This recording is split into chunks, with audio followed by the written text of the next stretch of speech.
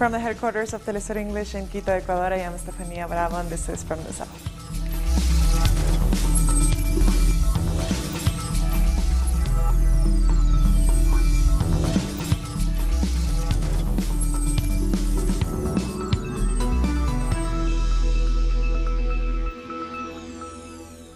The Peruvian Congress is currently discussing a vote of confidence presented by Prime Minister César Villanueva.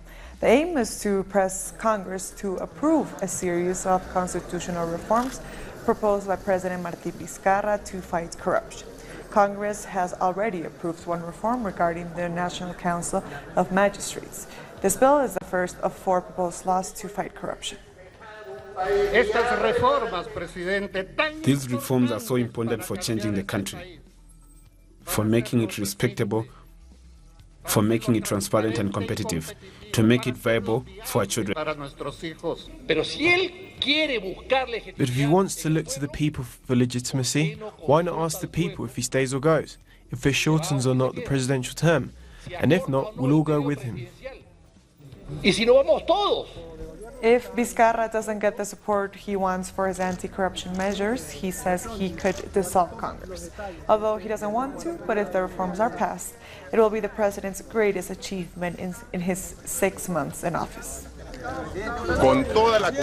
I'm totally sure that I will get the confidence vote today. Not only as the executive power, rather I will receive the trust of the entire Peruvian people. Our correspondent in Lima, Jaime Herrera, has more. I'm at the Legislative Palace, where the meeting between lawmakers and Prime Minister César Villanueva started. Lawmakers are presenting the reasons why Congress must approve the 4 proposed laws to reform the political and judicial system. Congress has approved one of these law projects to reform the government body that is in charge of hiring, evaluating, and removing judges and prosecutors. The remaining 3 laws focus on stopping re-election of Congress members, limiting private financing of political campaigns, and the establishment of bicameralism for the legislative system. The Prime Minister says the government doesn't want partial approval of these laws, but the approval of all 4, so that on December 8, a referendum can take place, so the people can decide on how to fight the crisis the country has been facing. Let's not forget that former President Pedro Pablo Kuczynski had to resign due to corruption charges. Not to mention all the judges, prosecutors, magistrates, etc., who have been involved in corruption cases. President Vizcarra has stood by this proposed legislation, saying they will bring the crisis to an end. After today's meeting, lawmakers will debate and either approve or refuse the Prime Minister's proposals. We thank Jaime Herrera for that report. Colombian guerrillas of the National Liberation Army says they have released another of the people they held captive. On Twitter, the ELN said it has handed over a young woman, Mayerly Cortez, to the authorities. It said that, once again, the government's peace commissioner had put obstacles in the way, but that the guerrillas had done their duty. President Iván Duque has demanded the release of all ELN captives as a condition for restarting peace talks. Thousands of Argentinians have taken to the streets once again, this time to protest against hikes in energy costs. They marched to the Energy Ministry to demand lower service costs. In June, Argentina signed a $50 billion standby deal with the International Monetary Fund. But the deal was not enough to halt the run of the peso, which slid 26% in August alone. The blow it unleashes on Argentine families is tremendous. Bills that are impossible to pay for a working man or woman. The government can't continue to levy such brutal hits on the daily lives of Argentines. If it is hard for us working people who have jobs to pay, imagine how it is for a worker who is out of work. Hundreds have also protested against the arrest of 3 social leaders and police repression of peaceful protests. Our correspondent in Buenos Aires, Edgardo Esteban, has more. There has been widespread condemnation against the arrest of social leader Juan Grabois during a protest in Buenos Aires. Security forces attacked marchers using pepper spray and tear gas. These acts are seen as part of a systematic political persecution against impoverished sectors of society as well as against immigrants. Grabois is well known among social activists, especially for the work he's done with Pope Francis as consultant for peace and justice. Grabois has also been accompanying former President Cristina Fernández de Kirchner during her hearing in court. supporting the claims of political persecution against her. Grabois was jailed for 2 hours before being released. He's back to work fighting for the rights of impoverished communities and immigrants. We thank Edgardo for that report, and the Argentinian indigenous leader Milagros Sala has announced she wants to run for governor in the province of Jujuy. In a radio interview, Sala said she is preparing for her campaign. The activist is currently under house arrest, facing charges in different cases. Supporters say Sala is the victim of political persecution for her work as a social activist.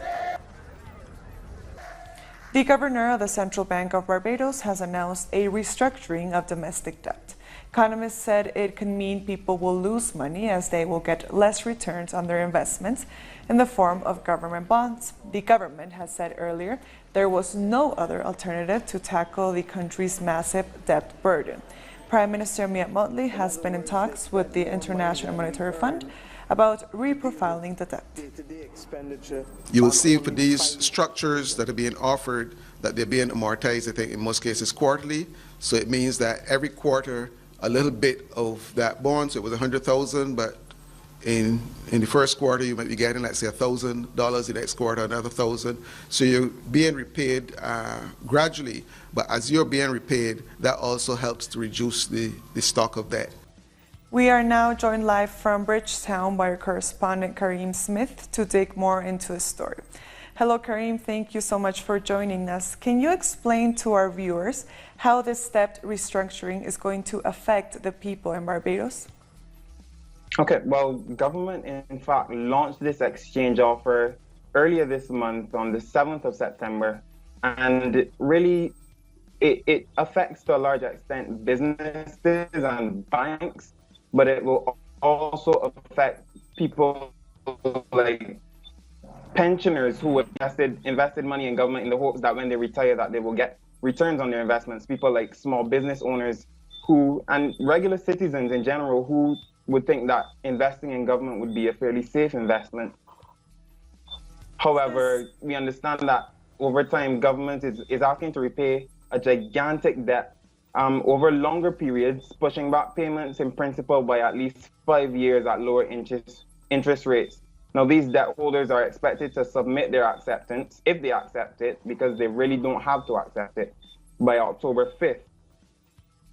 People that I have been speaking to, they say that they have not yet heard this directly from government in the form of those letters, but the new debt instruments are expected to be rolled out.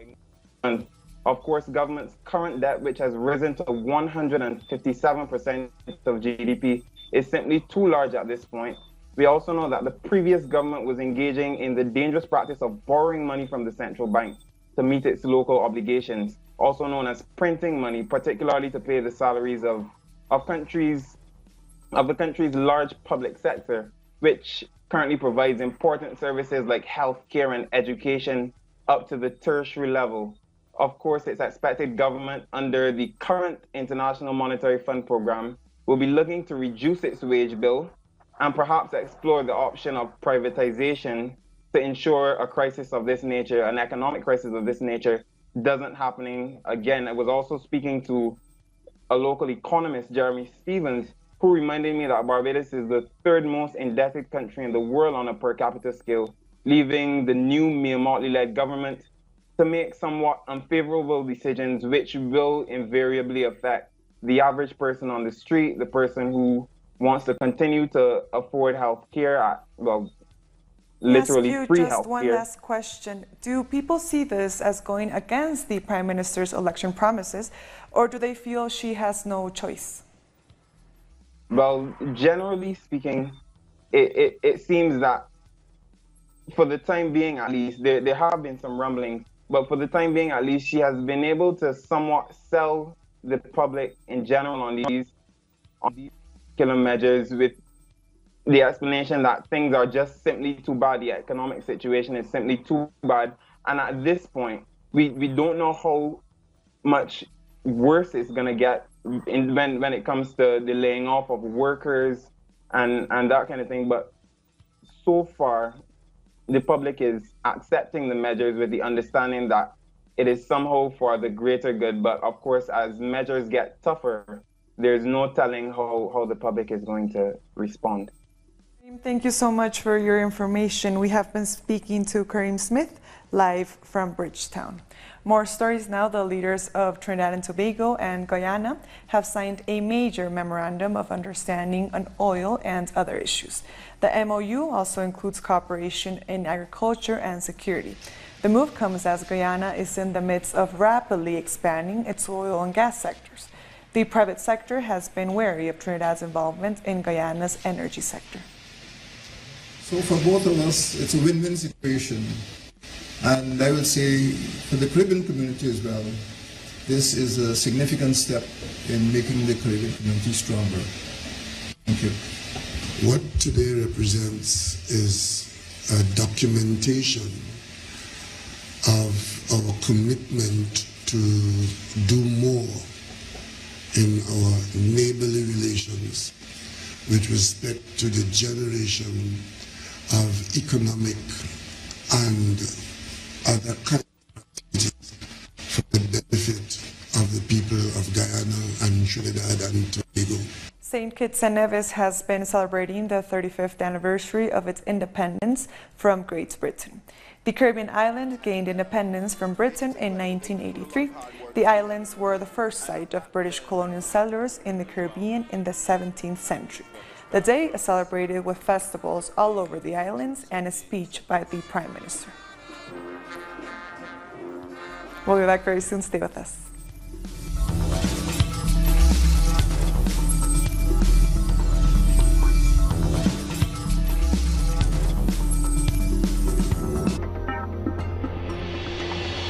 Welcome back. Former Spanish Prime Minister José Luis Rodríguez Zapatero could mediate a dialogue between the government and the opposition in Venezuela. Rodríguez Zapatero has arrived in Caracas to push for new talks. President Nicolás Maduro confirmed on Tuesday that his government is willing to sit down with the opposition. The former Spanish Prime Minister has been a central figure in several attempts to reach an agreement with Venezuela's opposition. People in Guatemala are planning to protest once again to reject the decision of President Jimmy Morales to expel the UN Commission Against Impunity from the country. Our correspondent Mario Rosales has the latest from Guatemala City. People have high expectations as the 48-hour deadline to name a new commissioner for the International Commission Against Impunity has passed. The government asked the Secretary of the UN, Antonio Guterres, to replace Ivan Velázquez, currently head of the mission. But he was banned from entering the country after President Jimmy Morales expelled the international body as well. However, the Constitutional Court has ordered the president to reverse this decision. The legal agreement signed between the government and the UN does not allow local authorities to send a list of candidates.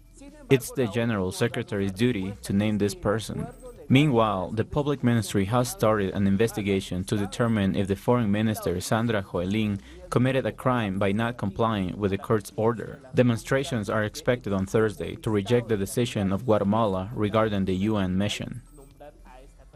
Mexican rescue workers have attended a religious ceremony to mark the anniversary of two deadly earthquakes.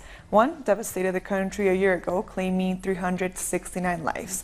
The second one, in 1985, killed more than 10,000 people. Rescuers say the country needs to be better prepared for these tragedies. As we were hit again, the new generation realized that it is not a joke, that we need to be prepared, and we must get closer to the civil protection. People living near industrial parks in Chile are paying a high price for the economic development that benefits only a few in the country.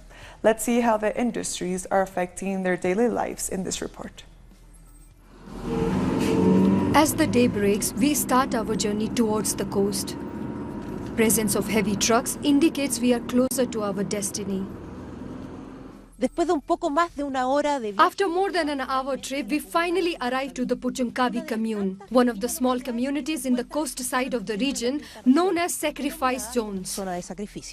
Despite being next to the sea, it's not the fresh smell of water you feel here. Instead, the air is heavy with foul chemical odor, and strong voices of discontent is also hard to miss.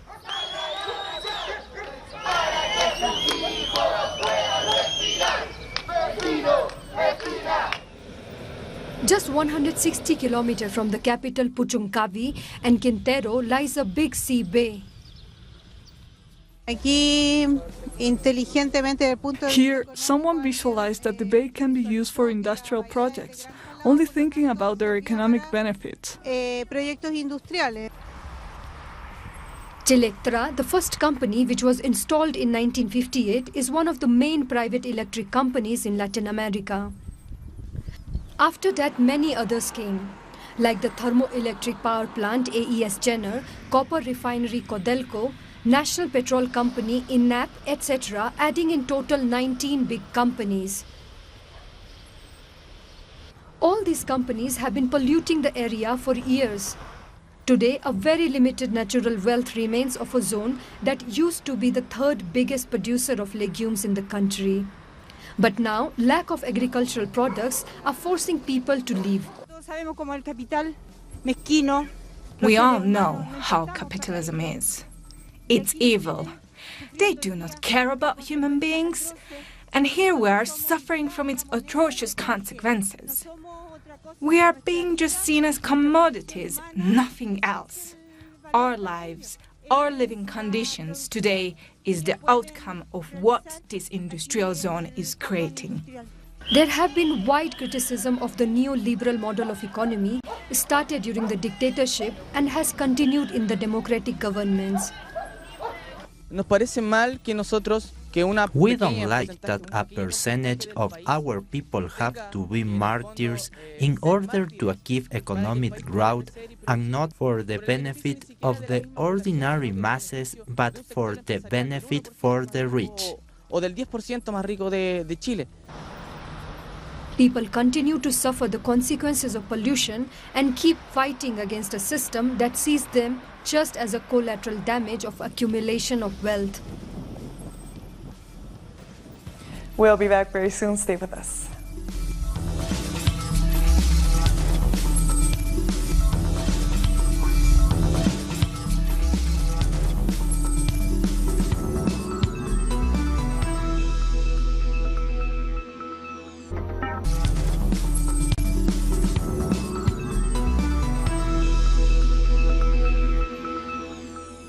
Welcome back. Palestinian workers of the United Nations Relief and Works Agency have been protesting against layoffs in Gaza.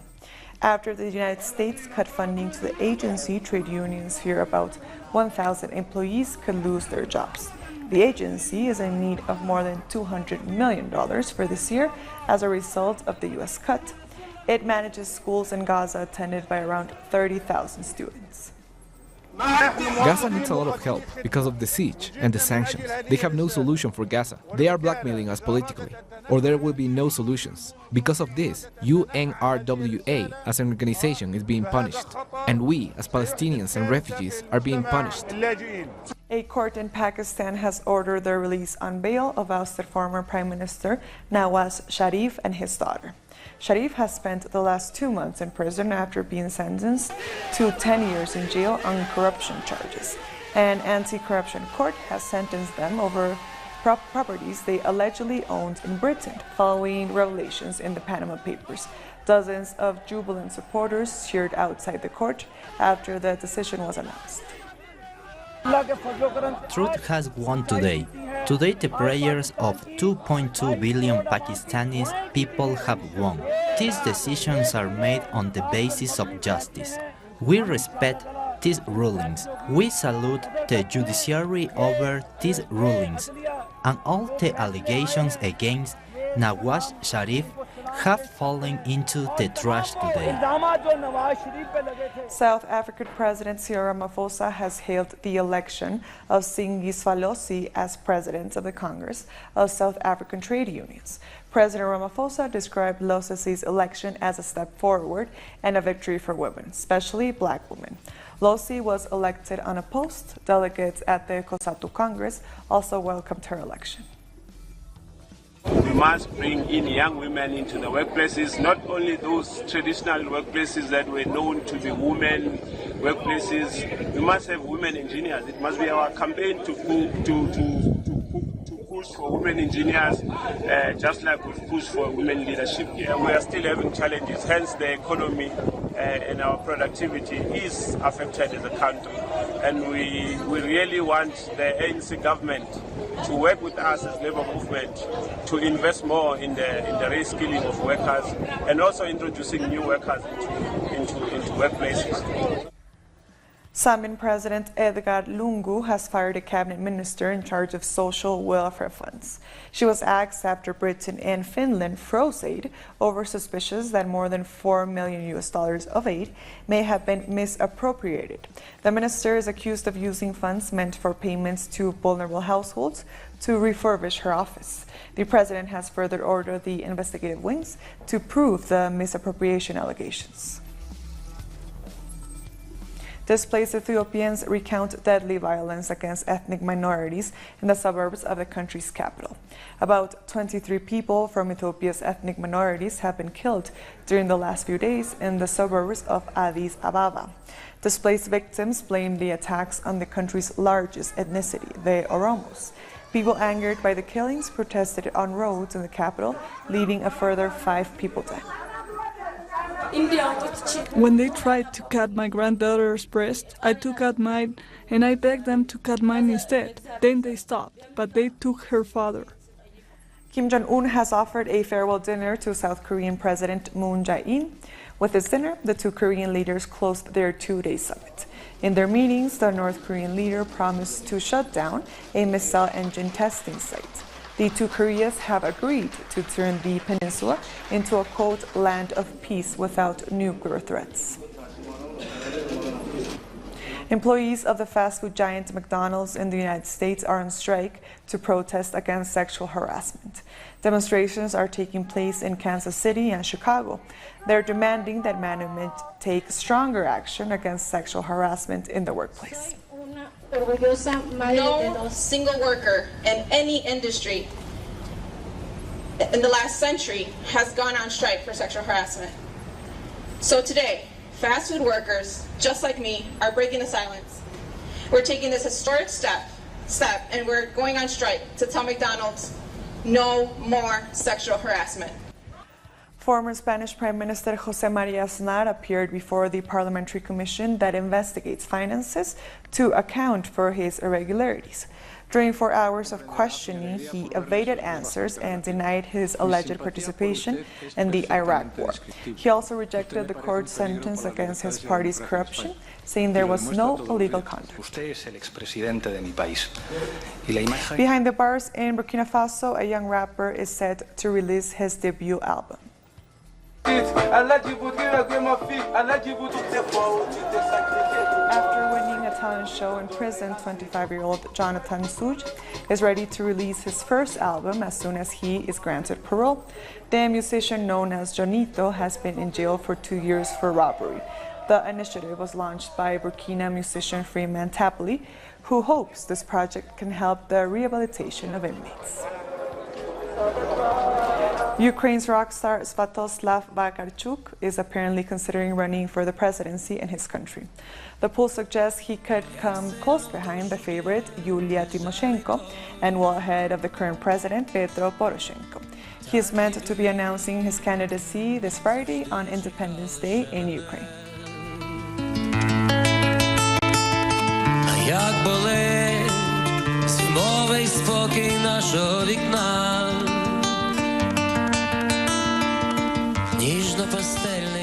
And with that story, we've come to the end of this news brief. These and other stories, as always, find them on our website at telesurtv.net/English.